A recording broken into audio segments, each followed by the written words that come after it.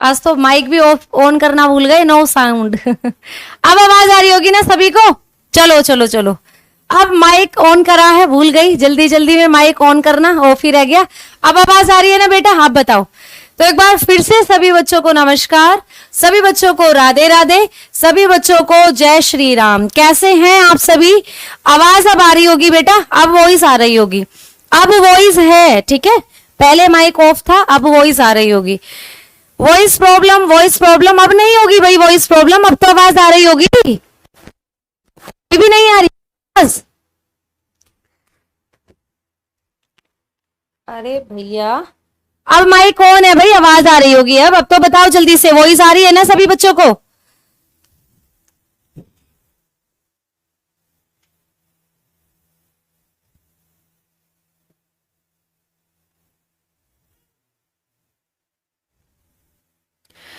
हाँ भाई, अब आवाज सही है ना? अब बताओ, यस मैम आवाज आ रही है, ठीक है, ओके। आ जाओ बेटा, शुरू करते हैं, ठीक है। आने लगी, हाँ अच्छा आने लगी। देखो बेटा, पिछली क्लास में हमने एक टॉपिक कंप्लीट करा था जिसका नाम था ब्लड, यानी रुधिर को हमने कंप्लीट करा था। आज का हमारा जो टॉपिक है वो है न्यूट्रिशन। तो आ जाओ न्यूट्रिशन को पढ़ते हैं, ठीक है। न्यूट्रिशन, जिसको आप हिंदी में बोलते हो बेटा पोषण।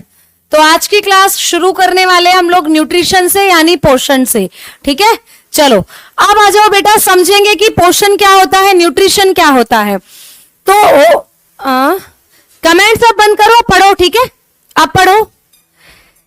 हाँ, एक बच्चा कुछ बोल रहा था, चलो आ जाओ। तो बेटा आप लोगों को ध्यान देना है पढ़ाई पर, अब आप लोगों को पढ़ना है, सिर्फ कमेंट्स पर ध्यान नहीं देंगे, ठीक है, जो अच्छे बच्चे होंगे वो। तो बेटा न्यूट्रिशन क्या है, पोषण क्या है? हम लोग खाना खाते हैं, खाने में बहुत सारे पोषक पदार्थ होते हैं, जैसे कि कार्बोहाइड्रेट होते हैं, खाने के अंदर फैट होते हैं, प्रोटीन होते हैं, विटामिन होते हैं।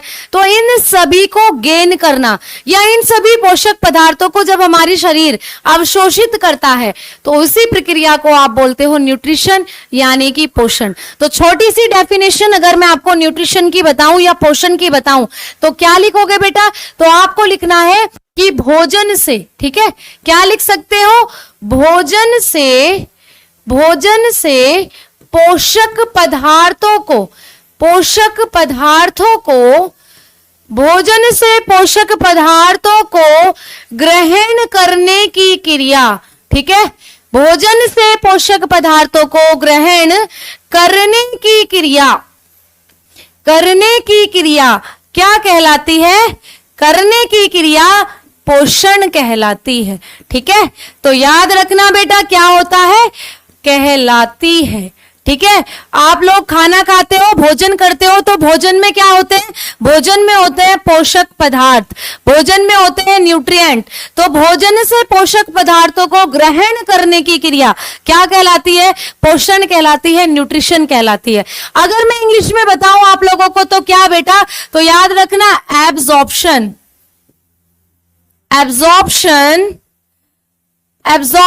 Of nutrients, absorption of nutrients from the food, absorption of nutrient from the food is known as, from the food is known as nutrition, is known as nutrition। बेटा definition क्यों लिखवा दी मैंने आपको? तो इसलिए क्योंकि कई बार स्टेटमेंट भी आ जाता है, पूछ लेता है कि पोषण से क्या मतलब है, या पोषण की सही भाषा क्या होगी, तो पोषण को क्या सबसे सही परिभाषित करेगा। तो याद रखना बेटा, जो आप भोजन खाते हो, भोजन में होते हैं पोषक पदार्थ, तो उन्हीं पोषक पदार्थों को जब आप ग्रहण कर रहे हो तो उसी प्रक्रिया को बोल रहे हो न्यूट्रिशन, यानी कि पोषण। अब बेटा आपको याद रखना है कि मैडम ये पोषक पदार्थ जो आपने लिखा है, या आपने लिखा है यहाँ पर न्यूट्रिएंट, तो ये क्या है? ये क्या है पोषक पदार्थ, या क्या होते हैं न्यूट्रिएंट? तो बेटा बात करते हैं थोड़ा सा न्यूट्रिएंट की। नेम जो आपने ब्लड में यूनिवर्सल डोनर और यूनिवर्सल रिसेप्टर बताए हैं, वो ब्लड ग्रुप है H। हाँ नहीं बेटा, बेटा जो मैंने यूनिवर्सल और यूनिवर्सल डोनर बताए हैं या रिसेप्टर बताए हैं वो अलग है। सर्वदाता सर्वग्राही कौन है? तो सर्वग्राही ए बी हो गया, A B positive, O negative हो गया सर्वदाता। एक बॉम्बे ब्लड ग्रुप मैंने आपको बताया था और एक इंदिरा ब्लड ग्रुप मैंने आपको बताया था।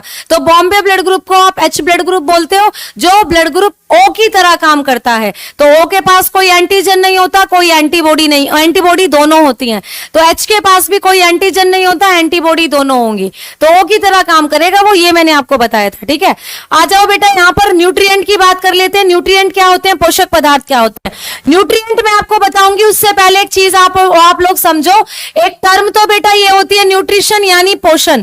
एग्जाम में एक और क्वेश्चन आता है, एक और चीज आपसे पूछी जाती है, आपसे पूछा जाता है मेल न्यूट्रिशन। एग्जाम में पूछा जाता है मेल न्यूट्रिशन। ठीक है, आपसे एग्जाम में क्या पूछा जाता है? मेल न्यूट्रिशन, जिसको आप बोलते हो कुपोषण।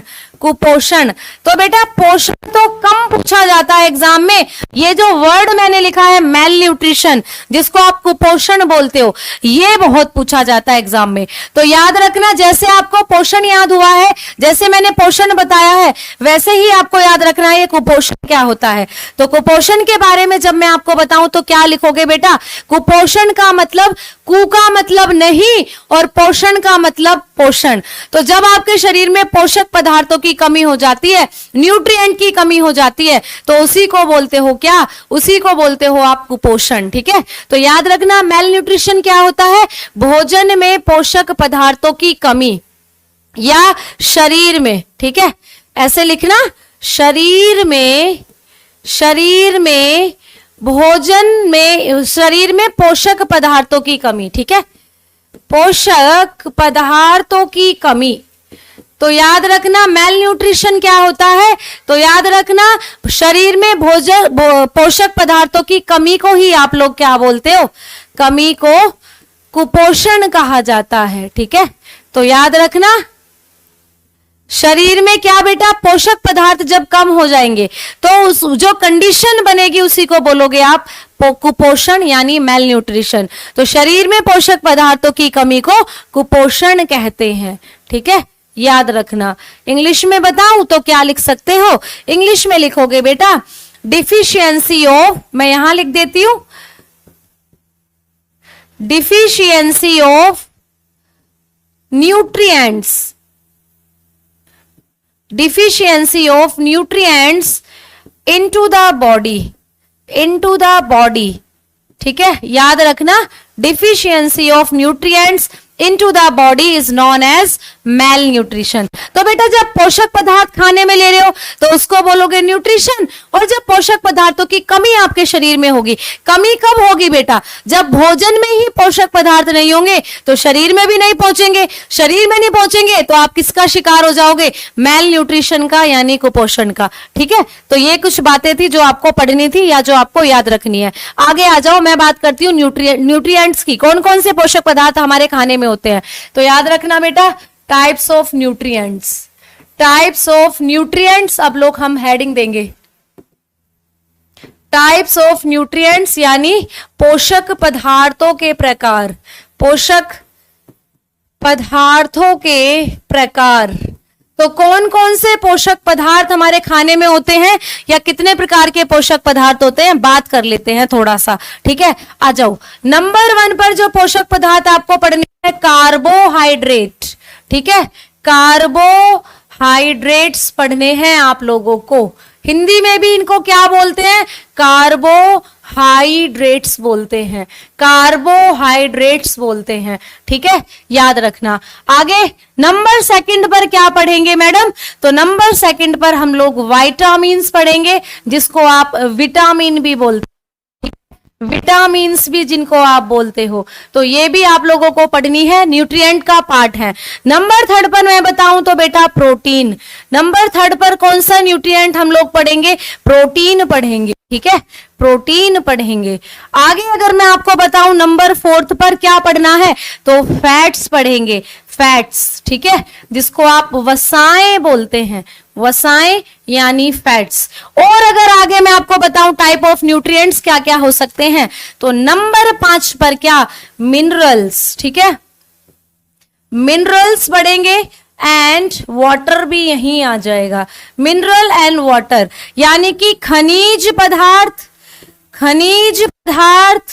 और पानी होता है जल यानी वाटर। ठीक है, तो ये भी आपको क्या करने हैं, न्यूट्रिएंट के अंदर ही पढ़ने हैं।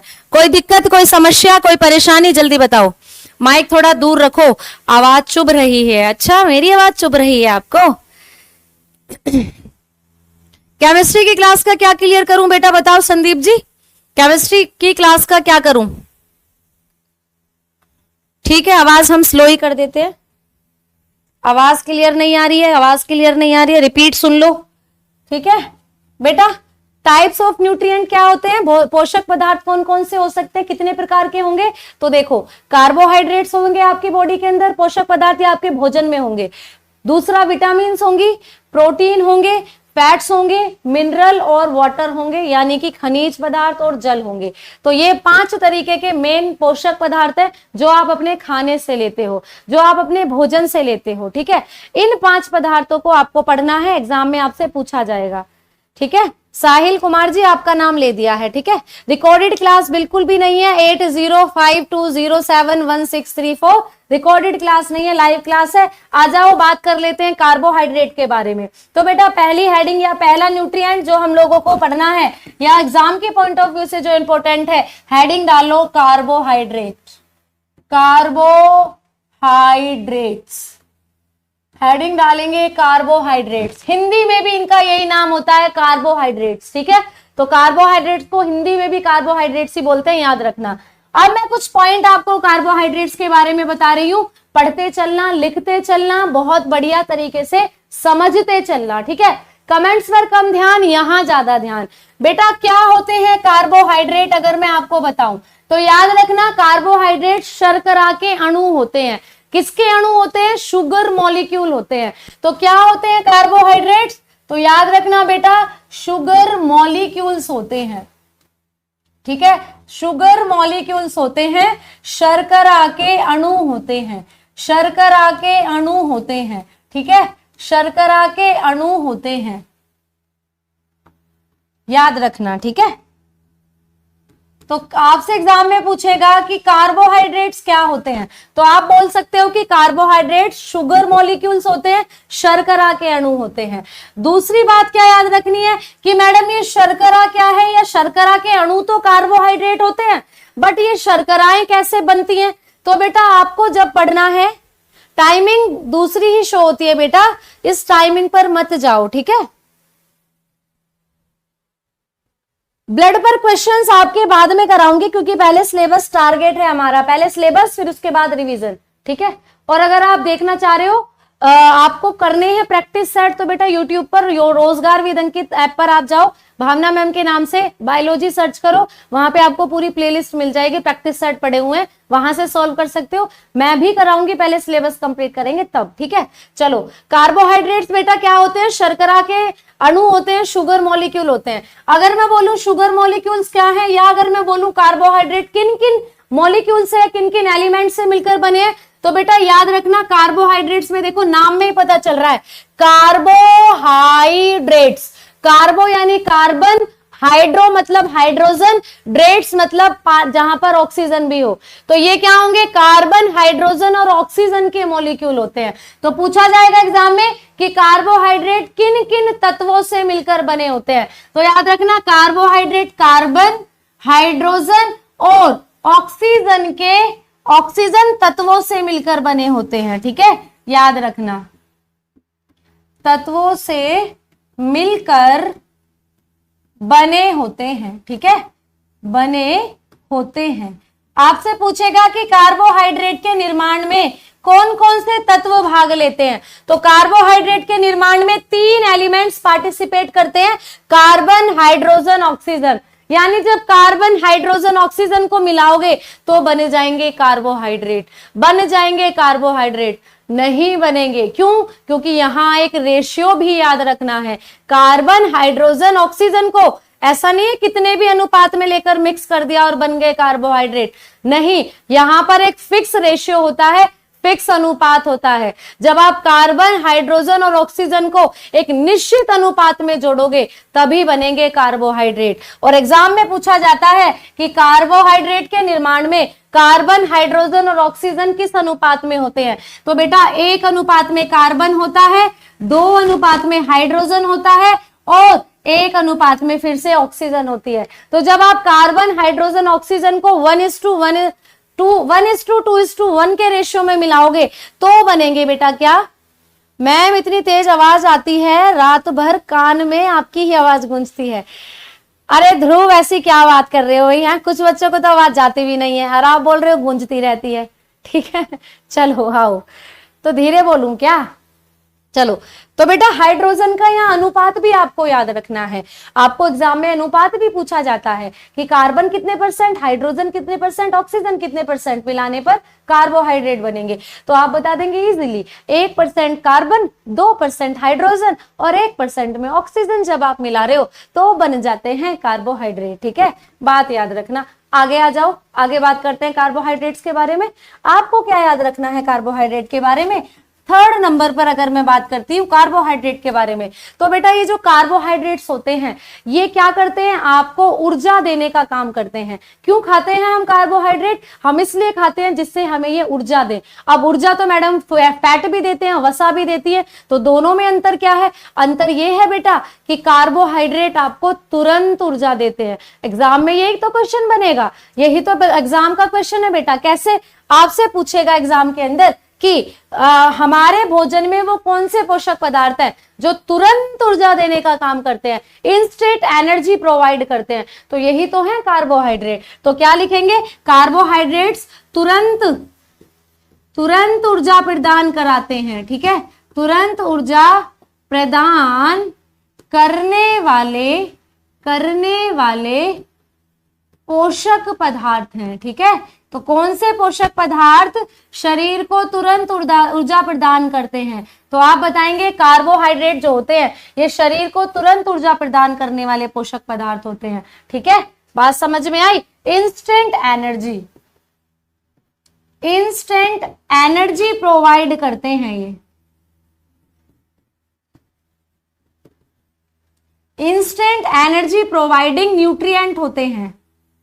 ठीक है, तो आपसे पूछेगा कि कौन से इंस्टेंट एनर्जी प्रोवाइडिंग न्यूट्रिएंट होते हैं, तो आप बता दोगे बेटा कार्बोहाइड्रेट होते हैं। कैसे? मान लीजिए किसी को चक्कर आ गया और वो भड़ाम से नीचे गिर गया, उसको बेहोशी हो गई, थोड़ा सा पानी आपने छिड़का, उसको थोड़ा सा होश आया, वो बोल रहा है मुझे थोड़ा कमजोरी सी महसूस हो रही है, तो आप उसको फ्रूट जूस दोगे, आप उसको फलों का जूस दोगे या कुछ थोड़े बहुत ड्राई फ्रूट्स उसको खाने के लिए दोगे, तो उसको तुरंत उससे एनर्जी मिलेगी। जैसे ही वो जूस पिएगा तुरंत उसको एनर्जी मिलेगी। अगर आप उसको घी पिला रहे हो एकदम से, उसको चक्कर आए और उसको घी पिला रहे हो फैट, तो एकदम से उसको कोई एनर्जी नहीं मिलेगी, उल्टी उसको हो जाएगी। क्योंकि फैट क्या करते हैं? धीरे धीरे आपके शरीर पर जमकर आपको धीरे धीरे धीरे ऊर्जा देते हैं। भालू देखा है? मोटा भालू क्या करता है? मछलियां खाता रहता है, यानी चर्बी चढ़ाता रहता है अपने ऊपर, और जब शीत ऋतु आ जाती है तो अपनी मांद में जाकर, अपनी गुफा में जाकर बैठ जाता है, और वो जो चर्बी उसने अपने ऊपर चढ़ाई थी वो चर्बी धीरे धीरे धीरे धीरे मेल्ट होकर उसको खाना देती रहती है, एनर्जी देती रहती है,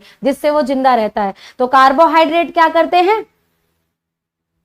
ठीक है, हाँ जी बिल्कुल, शायद सिस्टम सत्यम यही है, मैं ही पढ़ाऊं शायद। ठीक है, जहां तक पॉसिबिलिटी है, अभी देखते हैं आगे। तो ठीक है, चलो तो याद रखना इंस्टेंट एनर्जी प्रोवाइड कर रहे होते हैं कार्बोहाइड्रेट्स हम लोगों को। आगे बात कर लेते हैं कार्बोहाइड्रेट्स के बारे में। क्या मैडम? तो बेटा कार्बोहाइड्रेट्स के आपको पूछा है कि एनर्जी प्रोवाइड कर रहे हैं, तो आपको एग्जाम में क्वेश्चन देगा कि 1 ग्राम कार्बोहाइड्रेट को जब हम जला रहे हैं, 1 ग्राम कार्बोहाइड्रेट्स को जब आप लोग जला रहे हो तो ये कितना एनर्जी आप लोगों को दे रहे हैं? 1 ग्राम कार्बोहाइड्रेट को जब आप जला रहे हो तो कितना एनर्जी का अमाउंट ये रिलीज करते हैं? तो याद रखना 1 ग्राम कार्बोहाइड्रेट को जलाने पर 4.3 से 4.2 किलो 2 से 4.3 किलो कैलोरी एनर्जी आप लोगों को मिलती है। याद रखना, एग्जाम का क्वेश्चन है, स्टार लगाकर लिख रही हूं, पूछा जाता है। ठीक है, पूछा जाएगा 1 ग्राम कार्बोहाइड्रेट को जलाने पर लगभग कितना अमाउंट एनर्जी का निकलता है? तो याद रखना 4.2 से 4.3 किलो कैलोरी एनर्जी निकलती है 1 ग्राम कार्बोहाइड्रेट को जलाने पर। आगे आपसे पूछेगा बेटा कि ये जो कार्बोहाइड्रेट्स होते हैं ये जो कार्बोहाइड्रेट्स होते हैं इनकी यूनिट क्या होती है, कार्बोहाइड्रेट्स की यूनिट क्या होती है। तो जब कार्बोहाइड्रेट्स की यूनिट या इकाई पूछेगा तो आपको बताना है कि कार्बोहाइड्रेट्स की यूनिट या जो इकाई होती है ये होती है बेटा सैकेराइड। क्या होती है, सैकेराइड। ठीक है, सैकेराइड। तो याद रखना सैकेराइड, सैकेराइड। तो कार्बोहाइड्रेट्स की यूनिट क्या होती है, सैकेराइड होती है, याद रखेंगे। क्या है मैडम सैकेराइड, तो अभी कार्बोहाइड्रेट्स को आप पढ़ोगे, मोनोसैकेराइड, डाइसैकेराइड, पॉलीसैकेराइड। तो कार्बोहाइड्रेट के जब टाइप पढ़ोगे सबके नाम के पीछे सैकेराइड सैकेराइड आएगा। तो क्या है सैकेराइड, कार्बोहाइड्रेट की इकाई है, यूनिट है। ठीक है, बात समझ में आई। अब यहां पर एक और पॉइंट आपको पढ़ना है कार्बोहाइड्रेट के बारे में। एग्जाम में पूछा जाता है कि कार्बोहाइड्रेट जो होते हैं इनके बीच में कौन सा बॉन्ड होता है। कार्बोहाइड्रेट क्या है, कार्बन हाइड्रोजन ऑक्सीजन के मॉलिक्यूल। तो इनके बीच में कौन सा बंध बनता है। तो याद रखना जब बॉन्ड की बात करेगा या बंध की बात करेगा तो कार्बोहाइड्रेट के बीच में जो बंध बने होते हैं ये होते हैं ग्लाइकोसिडिक बॉन्ड। ठीक है, ग्लाइकोसिडिक बॉन्ड होते हैं। ठीक है, याद रखो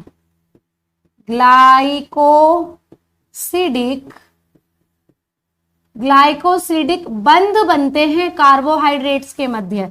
तो आपसे डायरेक्टली क्वेश्चन पूछेगा कि कार्बोहाइड्रेट के बीच में बनने वाले बॉन्ड कौन से होते हैं, बंध कौन से होते हैं। ठीक है,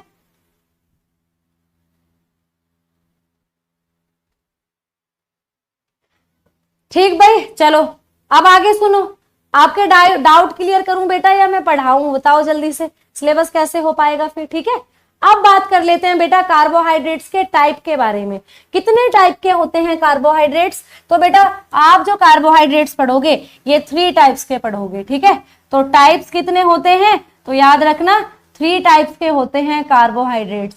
3 प्रकार के होते हैं कार्बोहाइड्रेट्स। तो आइए कार्बोहाइड्रेट्स के बारे में कर लेते हैं बातें, क्योंकि इनके टाइप्स आपको इंपॉर्टेंटली पूछे जाते हैं। कार्बन हाइड्रोजन ऑक्सीजन होती है बेटा CHO की full form, carbon, C for carbon, H for hydrogen. ठीक है, कार्बन, हाइड्रोजन और ऑक्सीजन। ठीक है, कार्बन हाइड्रोजन ऑक्सीजन, ये होते हैं carbon hydrogen oxygen full form. ठीक है, इनके बने हुए होते हैं। दिल्ली पुलिस MTS टारगेट है, तो क्या दिल्ली पुलिस कांस्टेबल का कंटेंट, बेटा कंटेंट यही होगा जो करा रही हूं आप लोगों को। ठीक है, देखो हाँ 8 से 10 एक बच्चा बोल रहा है तो वहां लिखना अपने डाउट। ठीक है,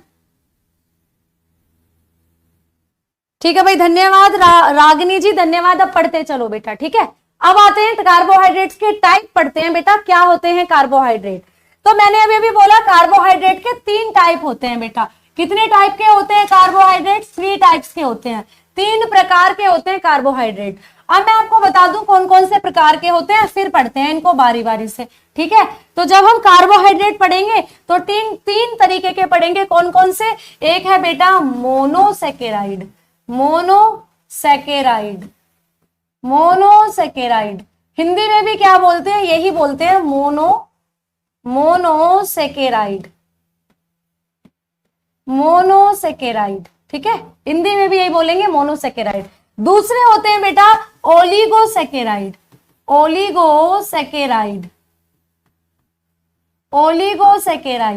ठीक है, या इनका एक और नाम होता है, इनको आप डाइसैकेराइड भी बोलते हो, इनको आप डाइसैकेराइड भी बोलते हो। ठीक है, डाइसैकेराइड। तो डाइसैकेराइड भी क्या है, आपका एक एक कार्बोहाइड्रेट का टाइप है। ये है ओलिगोसैकेराइड,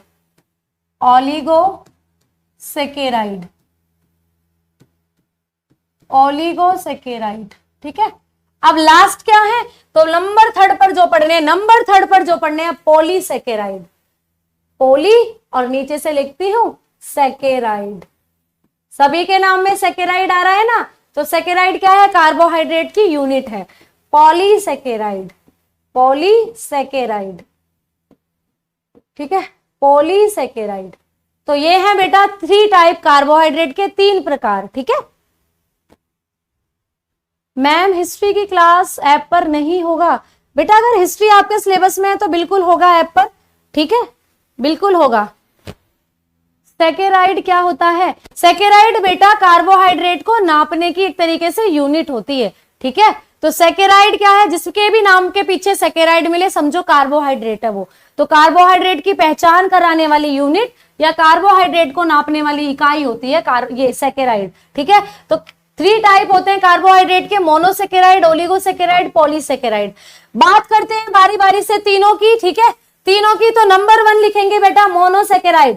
आ जाओ, नंबर 1 हेडिंग क्या बेटा? मोनोसैकेराइड। मोनोसैकेराइड, हिंदी में भी इनका यही नाम होता है, मोनोसैकेराइड। ठीक है हिंदी में भी यही नाम होगा, मोनोसैकेराइड। अब इनके नाम में ही इनका काम छुपा हुआ है, ध्यान से सुनना बेटा। कहीं भी बायोलॉजी में आपको, कहीं भी बायोलॉजी में छोड़ो, केमिस्ट्री में भी आपको कहीं भी मोनो वर्ड नजर आ जाए, क्या वर्ड नजर आ जाए? मोनो वर्ड नजर आए कहीं भी। मोनो का मतलब होता है बेटा एक, मोनो का मतलब क्या होता है? एक। ठीक है और सैकेराइड क्या होते हैं बेटा? सैकेराइड होती है एक तरीके की शुगर या फिर जिसको आप शर्करा बोलते हो, शर्करा। और शर्कराएं मिलकर क्या बनाती हैं? कार्बोहाइड्रेट बनाती हैं। अभी बताया था ना कि कार्बोहाइड्रेट शर्करा के ही अणु होते हैं। ठीक है तो याद रखना, जब शर्करा का केवल एक अणु होगा, जब शर्करा का केवल एक अणु होगा तो उसको आप कौन सा कार्बोहाइड्रेट बोलोगे? उसको आप मोनोसैकेराइड बोलोगे। उसको आप क्या बोलोगे? मोनोसैकेराइड बोलोगे। तो मैं लिख देती हूं बेटा, ध्यान से सुनना, एग्जाम में पूछेगा कि मोनोसैकेराइड क्या होते हैं तो बताएंगे ये शर्करा के एक अणु से मिलकर बने होते हैं। ये शर्करा के एक अणु से, ठीक है, मिलकर बने होते हैं। कौन? मोनोसैकेराइड। ठीक है तो मोनोसैकेराइड शर्करा के कितने अणु से मिलकर बने होते हैं? तो आप बोलोगे जब शर्करा के एक अणु निर्माण करे कार्बोहाइड्रेट का तो वो क्या कहलाएंगे? मोनोसैकेराइड। यानी कि मोनोसैकेराइड शर्करा के एक अणु से मिलकर बने होते हैं, यानी दीज आर सिंगल मॉलिक्यूल्स। याद रखना, these are single molecules of sugar, single molecules of sugar. Sugar यानी वही जो बताया था, शर्करा। ठीक है तो ये शर्करा के कितने मॉलिक्यूल होते हैं बेटा? ध्यान से पढ़ना, एक। जब शर्करा का केवल एक अणु जुड़ेगा तो क्या करेंगे? ये शर्करा के एक अणु से मिलकर बने होते हैं, यहां लिख लेना एक। ठीक है एक।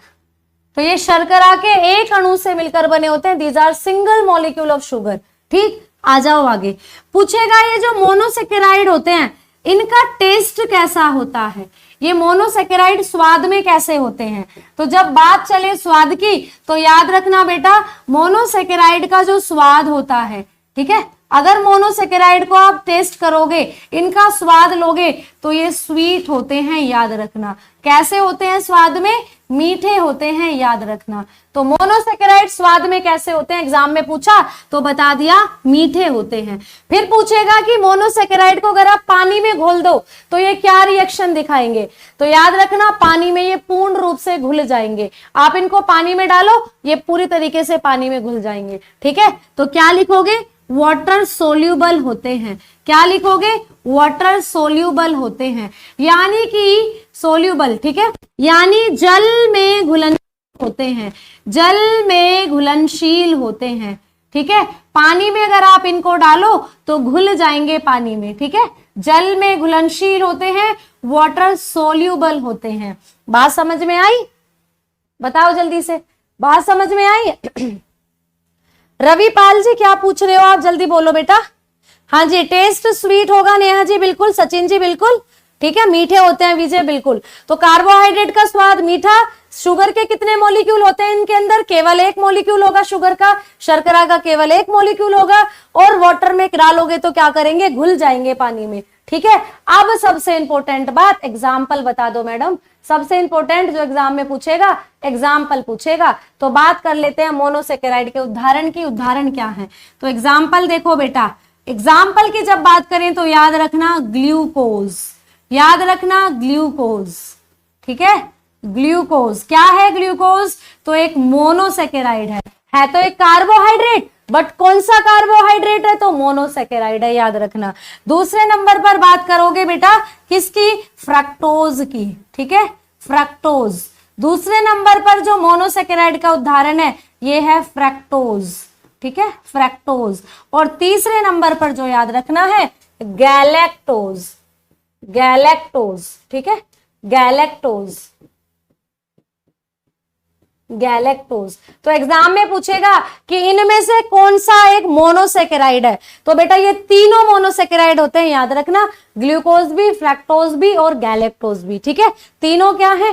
तीनों के तीनों मोनोसेकेराइड है। मीठे हैं तो मुझे खाने हैं मैडम। अच्छा रागिनी जी, मीठे हैं तो आप खाते तो हो, अब बताती हूँ कैसे कैसे खाते हो। अब ये ग्लूकोज, फ्रक्टोज, गैलेक्टोज जो है इनके बारे में और पढ़ो, एग्जाम में पूछा जाएगा आपसे, ठीक है। तो सबसे पहले ग्लूकोज के बारे में बात करते हैं बेटा। आपको जानना है कि ग्लूकोज क्या है, तो ग्लूकोज को बेटा ब्लड शुगर के नाम से भी जाना जाता है, ब्लड शुगर, ठीक है, याद रखना ब्लड शुगर। इसको आप रुधिर शर्करा भी बोलते हो, रुधिर शर्करा। तो एग्जाम में आएगा कि कौन सा कार्बोहाइड्रेट रुधिर शर्करा के नाम से जाना जाता है, तो याद रखना ग्लूकोज, क्योंकि हमारे ब्लड में ग्लूकोज सबसे ज्यादा होता है, तो इसीलिए इसको क्या बोलते हैं? ग्लूकोज शुगर को रुधिर शर्करा बोलते हैं। देखते हो ना, जब आपको शुगर हो जाता है, डायबिटीज, तो आपके बॉडी के अंदर ये ग्लूकोज का लेवल बहुत ज्यादा हाई हो जाता है, इसीलिए आपको शुगर हो जाता है, ठीक है। तो याद रखना ग्लूकोज को क्या बोलते हो? ब्लड शुगर बोलते हो, यानी ये शुगर हमारे ब्लड में होती है, इसीलिए इसको रुधिर शर्करा बोल रहे हो। बात करते हैं बेटा फ्रक्टोज के बारे में। तो फ्रक्टोज के बारे में दो बातें आपको याद रखनी है। कौन कौन सी दो बातें? एक तो ये फलों में पाई जाती है, याद रखना ये फलों में पाई जाने वाली शर्करा है, ठीक है, फलों में पाई जाती है, ठीक है। और प्रेजेंट इन फ्रूट्स, ठीक है, फ्रूट्स में होती है, याद रखना। फल क्या होते हैं? फ्रूट्स होते हैं। तो फ्रूट्स में कौन सी कार्बोहाइड्रेट होगा? तो बोलोगे फ्रक्टोज होगा। फैसे फ्रक्टोज, फैसे फ्रूट, याद रखना, ठीक है। दूसरा पॉइंट क्या याद रखना है यहाँ पर बेटा? ये प्राकृतिक रूप से सबसे मीठी शर्करा होती है, याद रखना, प्राकृतिक रूप से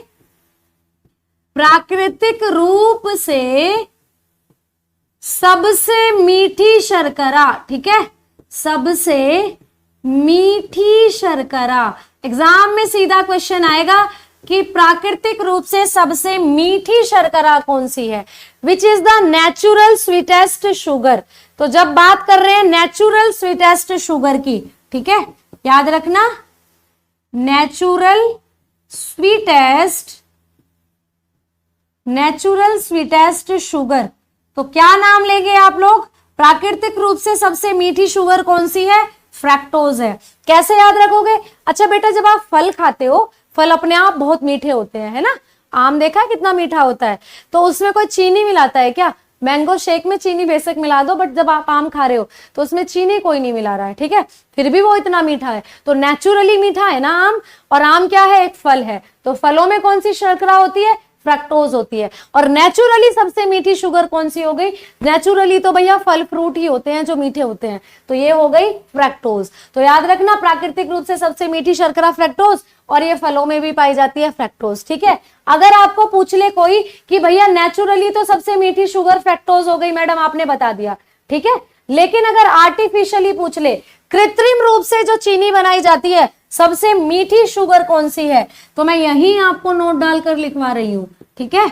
सब प्राकृतिक रूप से तो बता दी फ्रक्टोज होती है, कृत्रिम रूप से पूछ ले, कृत्रिम रूप से सबसे मीठी शर्करा, सबसे मीठी शर्करा, तो याद रखना कृत्रिम रूप से सबसे मीठी शर्करा कौन सी होती है? एस्पार्टेम होती है। यहां लिख देती हूं एस्पार्टेम, ठीक है, एस्पार्टेम,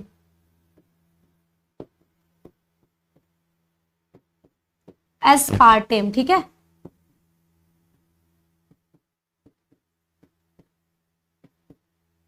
एस्पार्टेम होती है प्राकृतिक रूप से सबसे मीठी शर्करा, याद रखेंगे, ठीक है। हाँ जी, सैकरीन दूसरे नंबर पर होती है बेटा, नंबर 1 पर एस्पार्टेम होती है और नंबर सेकंड पर पूछे तो सैकेरीन, सैकेरीन होती है, ठीक है, सैकेरीन। सैकेरीन और एस्पार्टम में सबसे मीठी कौन? तो एस्पार्टम सबसे मीठी होती है, दूसरे नंबर पर सैकेरीन होती है मीठी जो होती है, ठीक है, तो याद रखना। ठीक, चलो आ जाओ गैलेक्टोज पर, आ जाओ बेटा गैलेक्टोज पर।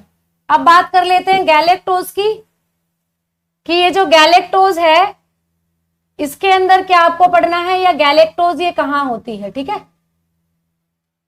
ये गैलेक्टोज के बारे में पढ़ते हैं अब। तो ये जो गैलेक्टोज है बेटा ये कहां पाई जाती है? तो ये बेसिकली मिल्क शुगर में पाई जाती है, यानी मिल्क में पाई जाती है, दूध में, ठीक है। अब मेरी एक बात ध्यान से सुनना, आपको एग्जाम में पूछे कि मिल्क शुगर किसको बोलते हैं, दूध में पाए जाने वाली शर्करा किसको बोलते हैं, तो वो लैक्टोज होती है बेटा, जो पढ़ाऊंगी अभी, डायसैकेराइड में आएगी लैक्टोज। लेकिन ये जो गैलेक्टोज है ये बहुत कम मात्रा में दूध में भी होती है, ठीक है, तो बहुत कम मात्रा में कहां होती है? दूध में होती है, ठीक है, कम मात्रा में। तो ये पूछा यही जाएगा कि गैलेक्टोज कहां, तो दूध में होती है, और कहां होती है? ड्राई फ्रूट्स में होती है, ठीक है, ड्राई फ्रूट्स में होती है। सूखे मेवे जो होते हैं बेटा, सूखे मेवे, काजू हो गया, पिस्ता हो गया, बादाम हो गया, हल्के हल्के मीठे होते हैं, उनमें होती है, ठीक है, तो याद रखना। थोड़ा दूर दूर लिखूं, दूर दूर लिख रही हूं मैं, तो छोटा कर दिया है जिससे आपको समझ में आए, लिख लूं, स्पेस मुझे मिल जाए एक ही बार, बाकी दिख तो सब रहा होगा, ठीक है। तो ड्राई फ्रूट्स में पाई जाती है, और गैलेक्टोज क्या है, ये पास पास हो गई है बेटा, छोटा कर कर लिखा तो दूर दूर ही था मैंने, ठीक है, तो याद रखना। आ जाओ आगे। तो अब हेडिंग डालेंगे क्या बेटा? डायसैकेराइड। मोनोसैकेराइड हमने पढ़ लिया, अब सेकंड नंबर पर क्या लिखेंगे? डायसैकेराइड, डायसैकेराइड, ठीक है, इनको हिंदी में भी क्या बोलते हैं? डायसैकेराइड, डायसैकेराइड, ठीक है। या इन्हीं का नाम मैंने बताया था ओलिगोसैकेराइड, इन्हीं का एक और नाम होता है ओलिगोसैकेराइड, तो और करके लिख सकते हो oligosaccharide, oligosaccharide, oligosaccharide,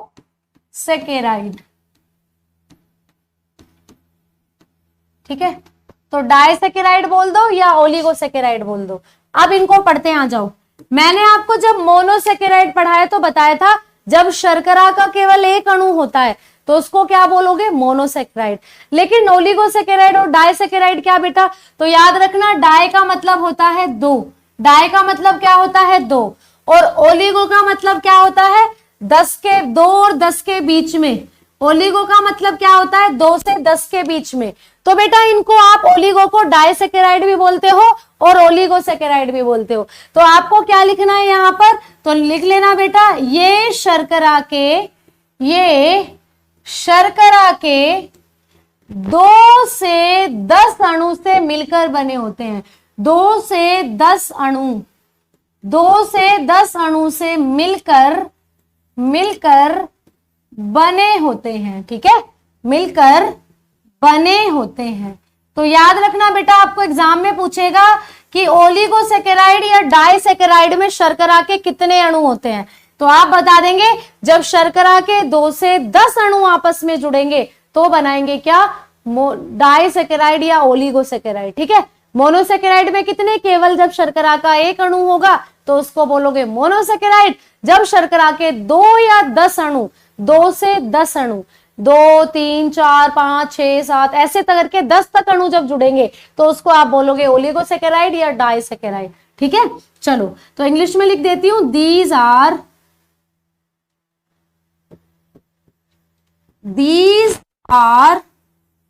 2 to 10 molecules, 2 to 10 molecules of sugar, ठीक है। तो याद रखना क्या होते हैं ये शर्करा के 2 से 10 अणु होते हैं, 2 से 10 अणु होते हैं, मॉलिक्यूल होते हैं, याद रखेंगे। ठीक है, आ जाओ अब आगे। अब फिर से बात करते हैं ओलिगोसैकेराइड के टेस्ट के बारे में, या इनकी एक और डेफिनेशन बनती है बेटा। एक बात तो मैंने आपको ये बता दी कि भैया जब 2 से 10 अणु जुड़ रहे हैं शर्करा के तो निर्माण कर रहे हैं ओलिगोसैकेराइड का या निर्माण कर रहे हैं डायसैकेराइड का। अब एक बात और आप इनके लिए बोल सकते हो, क्या बोल सकते हो? तो बेटा ऐसा भी बोला जाता है कि जब 2 मोनोसैकेराइड आपस में जुड़ते हैं, जब 2 मोनोसैकेराइड आपस में जुड़ते हैं तो निर्माण होता है डायसैकेराइड का। ठीक है, यानी अभी अभी मोनोसैकेराइड पढ़ाए थे ना, ग्लूकोज था, फ्रक्टोज था, गैलेक्टोज था। तो जब ग्लूकोज और फ्रक्टोज आपस में जुड़ेंगे तो बना देंगे क्या? डायसैकेराइड। जब फ्रक्टोज और गैलेक्टोज आपस में जुड़ेंगे तो बना देंगे क्या? डायसैकेराइड। तो ऐसा भी बोला जाता है कि इनका निर्माण, ठीक है, याद रखना, इनका निर्माण 2 मोनोसैकेराइड के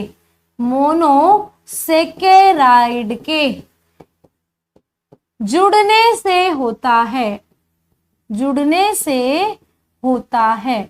तो याद रखना ये बात भी। ठीक है, तो इनका निर्माण कब हो सकता है? तो ऐसे भी बोल सकते हो कि जब 2 मोनोसैकेराइड आपस में जुड़ेंगे तो इनका निर्माण होगा। किनका निर्माण? डायसैकेराइड का या ओलिगोसैकेराइड का। ठीक है, तो लिख सकते हो these are formed by joining of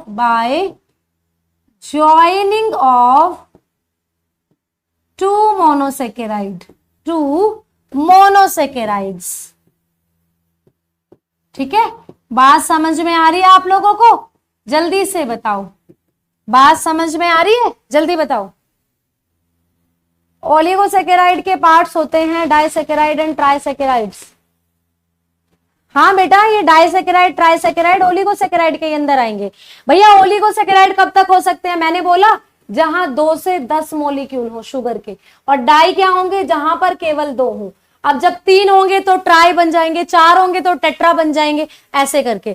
तो कॉमनली हम लोग बोल देते हैं जहां शुगर के 2 से 10 मॉलिक्यूल होंगे उसको आप ओलिगोसैकेराइड बोलोगे, और जहां केवल 2 होंगे उसको आप डाइसैकेराइड बोल दोगे। ओनली 2 अगर है तो आप उसको डाइसैकेराइड, क्योंकि डाई का मतलब 2, और ओलिगोसैकेराइड में कितने? तो 2 से 10, याद रखना। ठीक है, बात समझ में आई? चलो आगे बढ़ते हैं। अब बात कर लेते हैं बेटा इनके कुछ गुण धर्म की। तो मैंने क्या बोला कि जब 2 मोनोसैकेराइड आपस में जुड़ रहे हैं, ठीक है, जब 2 मोनोसैकेराइड आपस में जुड़ रहे हैं, जब 2 मोनोसैकेराइड आपस में ज्वाइन हो रहे हैं तो बन रहे हैं क्या? ओलिगोसैकेराइड या डाइसैकेराइड। तो बेटा इनके टेस्ट की अगर मैं बात करती हूं कि भैया ये जो ओलिगोसैकेराइड है या डाइसैकेराइड है, इनका टेस्ट कैसा होता है? तो बेटा जब ये बने होते हैं मोनोसैकेराइड से मिलकर, और मोनोसैकेराइड का जो स्वाद मैंने आपको बताया था, मैंने बोला था मोनोसैकेराइड मीठे होते हैं। तो जब ये मोनोसैकेराइड से मिलकर बन रहे हैं तो इनका भी स्वाद क्या होता होगा? मीठा। तो याद रखना ये भी स्वीट होते हैं। These are also sweet in taste. ठीक है, तो ये स्वाद में कैसे होते हैं? मीठे होते हैं, स्वीट होते हैं, याद रखना। अब बात कर लेते हैं पानी के साथ क्या रिएक्शन देंगे। तो बेटा सेम वही रिएक्शन देंगे जो मोनोसैकेराइड दे रहे थे, यानी मोनोसैकेराइड पानी में घुल जा रहे थे तो ये भी घुल जाएंगे पानी में, क्योंकि ये मोनोसैकेराइड से ही मिलकर बने हैं। तो क्या बताएंगे? वाटर सोल्यूबल होते हैं, वाटर सोल्यूबल होते हैं। ठीक है, वाटर सोल्यूबल होंगे, या फिर क्या लिखोगे? जल में घुलनशील, जल में घुलनशील। ठीक है, अरे बेटा कुछ समझ में आया या नहीं? जल्दी से बताओ। जल में घुलनशील होते हैं या नहीं? शुगर केन अभी पढ़ाएंगे, सुक्रोज होता है शुगर केन में। ठीक है, हाँ मैम 2 मोनोसैकेराइड से बनता है ये। बिल्कुल दीपू जी, बिल्कुल। जब 2 मोनोसैकेराइड अभी बताएंगे कैसे कैसे। ठीक है, आ जाओ तो उदाहरण पर, अभी समझ आ जाएगा। बात कर लेते हैं कौन कौन सी शर्कराएं डायसैकेराइड होती हैं, कौन कौन से कार्बोहाइड्रेट डायसैकेराइड होते हैं। तो बेटा याद रखना, सबसे पहले पढ़ोगे सुक्रोज। ठीक है, सुक्रोज। सुक्रोज क्या है? डायसैकेराइड है। एग्जाम में पूछेगा सुक्रोज क्या है? ओलिगोसैकेराइड है, सॉरी पूछेगा सुक्रोज क्या है, डाइसैकेराइड, पॉलीसैकेराइड, ट्राइसैकेराइड या मोनोसैकेराइड। तो याद रखना डाइसैकेराइड होता है, पढ़ाऊंगी अभी, ठीक है। दूसरा एग्जाम्पल क्या लेंगे, लैक्टोज। दूसरा एग्जाम्पल है लैक्टोज, ठीक है, लैक्टोज, ये भी एक डाइसैकेराइड है, ठीक। और आ जाओ आगे, फिर पढ़ेंगे क्या बेटा, माल्टोज। माल्टोज तो ये भी क्या है, ये भी एक डाइसैकेराइड है, ठीक। तो ये एग्जाम्पल होते हैं डाइसैकेराइड के, सुक्रोज, लैक्टोज, माल्टोज, ठीक। अब आ जाओ कि आपसे एग्जाम में इनके बारे में कुछ कुछ पूछा जाएगा। सुक्रोज क्या है, लैक्टोज क्या है, माल्टोज क्या है, ऐसे पूछा जाएगा एग्जाम में, ठीक है। तो देखो, चलो आ जाओ समझते हैं अब इनके बारे में। बेटा सुक्रोज जो होता है इसको आप और नामों से भी जानते हो, जैसे नंबर 1 पॉइंट क्या, इसको आप केन शुगर भी बोलते हो। क्या बोलते हो, केन शुगर, यानी इसको आप केन शर्करा भी बोलते हो, केन शर्करा। केन शर्करा क्यों मैडम, क्योंकि गन्ने से बनती है और गन्ने का नाम क्या होता है, शुगर केन, शुगर केन। तो इसीलिए इसको क्या बोलते हैं, इसको केन शुगर भी बोलते हो आप, ठीक है, याद रखना। दूसरा पॉइंट, इसको आप क्या बोलते हो, इसको आप टेबल शुगर के नाम से भी जानते हो, टेबल शुगर, टेबल शुगर, ठीक है। टेबल शर्करा के नाम से भी इसको आप जानते हो, टेबल शर्करा। टेबल शर्करा क्या मैम, तो बेटा जो आप घरों में चीनी यूज करते हो ना, चीनी, ये एग्जाम का क्वेश्चन है और मैं स्टार लगाकर लिख रही हूं इसको, ठीक है। एग्जाम में पूछा था कि इनमें से टेबल शुगर क्या है, तो याद रखना सुक्रोज जो है उसी को टेबल शुगर भी बोलते हैं। जो चीनी होती है ना घरों में, वही है ये सुक्रोज। और चीनी किससे बनती है, गन्ने से बनती है, तो इसीलिए इसको केन शुगर भी बोल रहे हैं, इसीलिए इसको टेबल शुगर भी बोल रहे हैं। और टेबल शुगर किसको बोलते हैं, चीनी को बोलते हो, जो आप घरों में खाते हो चीनी। और टेबल सॉल्ट पूछ ले तो वो नमक है जो आप घरों में नमक खाते हो, ठीक है। तो टेबल शुगर ही होती है सुक्रोज। फिर आपसे पूछेगा कि ये सुक्रोज किसमें पाई जाती है, ये सुक्रोज किसमें होती है, तो बेटा ये सुक्रोज मैंने जैसे तीनों आपको दोनों पॉइंट लिखवा दी और बता भी दिया, this is present in sugar cane. किसमें पाई जाती है, ये शुगर केन में पाई जाती है, ठीक है, शुगर केन में पाई जाती है, यानी गन्ने में पाई जाती है। तो गन्ने में पाई जाने वाली शर्करा कौन सी होती है, सुक्रोज, ठीक है, याद रखना। समझ में आ गई बात, चलो आगे बढ़ते हैं। हाँ जी, केन शुगर, टेबल शुगर। कल नहीं होगी बेटा क्लास, कल संडे है और कल तो वैसे भी हम लोगों का क्या है बेटा, एक समारोह है एसआई वाला, उसमें हम लोगों को जाना है, अटेंड करना है, ठीक है। अब आ जाओ लैक्टोज के बारे में, जल्दी से लैक्टोज सुनो, ये क्या है बेटा, ये लैक्टोज जो है इसको आप लोग क्या बोलते हो, इसको, इस चीनी को मैं इरेज कर रही हूं ये, क्योंकि आप इसको लैक्टोज में समझोगे, चीनी यहां मैं लिख दे रही हूं, ठीक है, चीनी। तो ये जो लैक्टोज है बेटा, लैक्टोज के बारे में आपको पढ़ना है, तो लैक्टोज को बोलते हो मिल्क शुगर, लैक्टोज को बोलते हो मिल्क शुगर, ठीक है, यानी दूध, दुग्ध शर्करा इसको बोलते हो, दुग्ध शर्करा। ये दूध में पाई जाती है बेटा, इसीलिए इसको लैक्टोज बोलते हैं। लैक्टोज होती है मिल्क शुगर, ठीक है, दूध में पाई जाने वाली शर्करा। Ma'am please next time Deepu का नाम मत लेना, एक्स की याद आती है अच्छा, अब मुझे ये भी देखना पड़ेगा क्या, चलो। मिल्क शुगर यानी दूध शर्करा होती है बेटा, ठीक है, दूध में पाई जाती है, याद रखना, ठीक। आगे आ जाओ, ये माल्टोज जो है, ये माल्टोज क्या है बेटा, ठीक है, तो ये होती है, माल्टोज का मतलब क्या होता है, तो ये अनाजों में पाई जाने वाली शर्करा है, ठीक है, अनाजों में पाई जाने वाली शर्करा। सीरियल्स होते हैं उनमें पाई जाती है, अनाज जो होते हैं, ठीक है, सीरियल्स में पाई जाती है। और माल्ट का मतलब क्या होता है, माल्ट का मतलब होता है बीज, ठीक है, सीड यानी बीज। तो बेटा ये जो आपके अनाज होते हैं, गेहूं, चावल, बाजरा, अनाज जो होते हैं, ये क्या होते हैं, ये क्या होते हैं बेटा, ये आपके बीज ही होते हैं बेसिकली, गेहूं बाजरा चावल बीज होते हैं। तो इनमें ही पाई जाती है माल्टोज, यानी अनाजों में पाई जाती है। ठीक, तो याद रखना ये बात। अब आगे एक चीज इंपॉर्टेंट आपको क्या पढ़नी है, लास्ट, अब आपको क्या पढ़ना है, इनका फॉर्मेशन पढ़ना है। ठीक है, कैसे कैसे लोग हैं मैडम, गैलेक्टोज और लैक्टोज दोनों ऑप्शन आते हैं, तो कौन सा सही करेंगे बेटा। आपको मिल्क शुगर पूछेगा, लैक्टोज सही करना है। मिल्क शुगर पूछे, हमेशा लैक्टोज सही करना है। ठीक है, अब सुन लो मेरी बात कि इनको बनाते कैसे हैं। यानी मैंने बोला ना ये डाइसेकेराइड है, और डाइसेकेराइड है तो दो मोनोसेकेराइड से मिलकर बने होंगे। अब कौन कौन से दो मोनोसेकेराइड इनको बना रहे हैं, आपसे ये पूछा जाएगा। तो आ जाओ मैं आपको बताती हूं। ठीक है, पहले बात करते हैं सुक्रोज की। सुक्रोज, ये जो सुक्रोज है बेटा, ये एक डाइसेकेराइड है, तो ये दो मोनोसेकेराइड से मिलकर बना होगा। पूछेगा सुक्रोज कौन कौन से दो मोनोसेकेराइड से मिलकर बना है, तो याद रखना बेटा, जब एक मॉलिक्यूल ग्लूकोज का, ठीक है, एक मॉलिक्यूल ग्लूकोज का, क्या है ग्लूकोज, मोनोसेकेराइड है ग्लूकोज, और दूसरा मॉलिक्यूल फ्रैक्टोज का। ठीक है, दूसरा मॉलिक्यूल किसका, फ्रैक्टोज, और फ्रैक्टोज भी क्या है, ये भी एक मोनोसेकेराइड है। ठीक है, फ्रैक्टोज। तो जब एक मॉलिक्यूल ग्लूकोज का और एक मॉलिक्यूल फ्रैक्टोज का जुड़ता है तो बन जाता है क्या, सुक्रोज। तो जब ग्लूकोज और फ्रक्टोज आपस में जुड़ जाएंगे, ये दोनों मोनोसेकेराइड आपस में जुड़ जाएंगे तो एक डाइसेकेराइड बनाएंगे। कौन सा डाइसेकेराइड बना देंगे, सुक्रोज।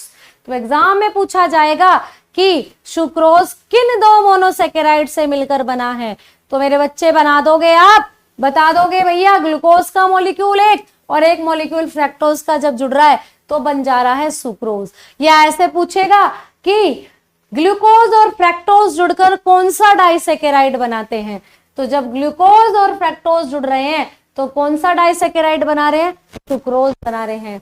बात समझ में आई। पटेटो, स्वीट पटेटो में तो बेटा आपका फ्रूट है एक तरीके से, तो उसमें आपका लैक्टोज भी हो सकता, वो सॉरी एक तरीके से वो फ्रैक्टोज भी हो सकता है, बट उसमें बेसिकली माल्टोज होता है। ठीक है, याद रखना। चलो, माल्ट होता है, माल्ट। ठीक, चलो आगे आओ। आगे आपको पूछेगा क्या बेटा, आपको पूछेगा लैक्टोज के बारे में कि भैया लैक्टोज जो होता है, लैक्टोज ये किस किस से मिलकर बना है, तो लैक्टोज भी दो मोनोसेकेराइड से मिलकर बना है।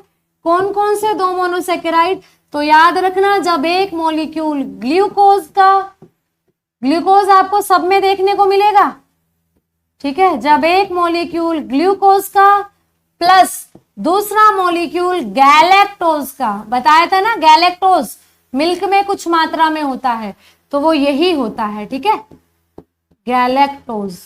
तो जब एक मॉलिक्यूल ग्लूकोज का और दूसरा मॉलिक्यूल गैलेक्टोज का जुड़ता है तो भैया निर्माण हो जाएगा किसका, लैक्टोज। निर्माण हो जाएगा किसका, लैक्टोज का। ठीक है, पॉलीसेकेराइड भी आएंगे, अभी अभी तो चल रहा है, अभी तो डाई चल रहा है, इसके बाद पॉलीसेकेराइड आएगा। हाँ जी, समारोह में आएंगे, हम आएंगे त्रिपुरी जी, त्रिपुरारी है, त्रिपुरारी जी आएंगे बेटा। बेटा पता नहीं मुझे करंट अफेयर की क्लास है कल या नहीं। ठीक है, चलो, तो आपको पूछेगा ग्लूकोज और गैलेक्टोज जब जुड़ते हैं तो कौन सा डाइसेकेराइड बनाएंगे, आप बता देंगे लैक्टोज बनाएंगे। या लैक्टोज किन दो मोनोसेकेराइड से मिलकर बना है, तो एक ग्लूकोज और एक गैलेक्टोज। बात कर लेते हैं माल्टोज की। ठीक है, माल्टोज भैया ये भी एक डाइसेकेराइड है और दो मोनोसेकेराइड से मिलकर बनेगा। कौन कौन से दो मोनोसेकेराइड, तो एक मॉलिक्यूल ग्लूकोज का और प्लस दूसरा मॉलिक्यूल भी ग्लूकोज का। तो जब ग्लूकोज ग्लूकोज दो मोनोसेकेराइड आपस में जुड़ जाएं, यानी ग्लूकोज के दो अणु आपस में जुड़ जाएं, इधर भी ग्लूकोज इधर भी ग्लूकोज, तो निर्माण होगा किसका, माल्टोज। ठीक है, तो निर्माण होगा किसका, माल्टोज। समझ में आई बात? समझ में आई बात? इतना नहीं पूछेगा भैया टेट्रासेकेराइड क्या होता है, इतना दूर मत जाओ, नहीं पूछेगा। डाइसेकेराइड से बाहर क्वेश्चन ही नहीं आएगा, ठीक है बेटा। मैं तो धीरे धीरे ही पढ़ाती हूँ, मैं कहाँ तेज पढ़ाती हूँ। मुझसे तो बच्चे बल्कि बोलते हैं मैडम आप स्पीड बढ़ा दो अपनी। क्लास कल नहीं चलेगा बेटा। C6H12O6 ग्लूकोज का फॉर्मूला है, ये जो आपके सामने लिख रहा है ना ग्लूकोज, C6H12O6, ये सारे के सारे मोनोसेकेराइड का फॉर्मूला है, मोनोसेकेराइड, ठीक है। चाहे आप इसको ये ग्लूकोज का फॉर्मूला भी है, ये फ्रैक्टोज का फॉर्मूला भी है, ये गैलेक्टोज का फॉर्मूला भी है, ठीक है, याद रखना बेटा। शेड्यूल में तो आपकी 7 बजे नहीं, आई थिंक आपका 6 बजे लास्ट हो जाता है दिल्ली पुलिस के लिए। शांति जी, शांति रखिए, आपका नाम भी ले दिया है, ठीक है। मैम कल क्लास क्यों नहीं ली? मैंने बेटा क्लास ली थी कल। क्लास तो आपकी कंटिन्यूअसली हो रही है, क्लास आपकी कंटिन्यूअसली हो रही है, कल मैंने क्लास ली थी, ठीक है। चलो तो आज के लिए इतना रहने देते हैं, बाकी का पढ़ेंगे मंडे में, ठीक है। मैम PDF नहीं मिली 1 2 3 क्लास की, मिल जाएगी बेटा, बोल दूंगी मिल जाएगी, ठीक है। कोई समस्या हो और बताओ। बिल्कुल यही चलेगी उमेश कुमार जी, बिल्कुल यही चलेगी, ठीक है। स्पीड नहीं बढ़ाएंगे, ऐसे ही रखेंगे, चिंता मत लो आप छुट्टी कर रहे हैं पनवर जी, छुट्टी कर रहे हैं, ठीक है। छोटे बच्चों की तरह कर रहे हैं, छुट्टी करो। चलो धन्यवाद सुनील जी। बेटा आज के लिए इतना रहने देते हैं, अब कर देते हैं छुट्टी क्लास की, टन टन टन, ठीक है बेटा। चलो आप लोग भी करिए आराम, हम मिलते हैं मंडे में। हाँ एक चीज आप लोग सुन लीजिए थोड़ा सा, ठीक है, एक चीज आप लोग सुन लीजिए। हाँ इंस्टा आईडी के बारे में मैं आपको बताने वाली थी। अगर आपको कोई भी डाउट किसी भी तरीके का होता है तो आप भानु भाटी 724 ये इंस्टा आईडी है, इस पर आप मैसेज कर कोई भी डाउट हो छोड़ सकते हो, जो आप मुझसे क्लास में पूछते रहते हो डाउट।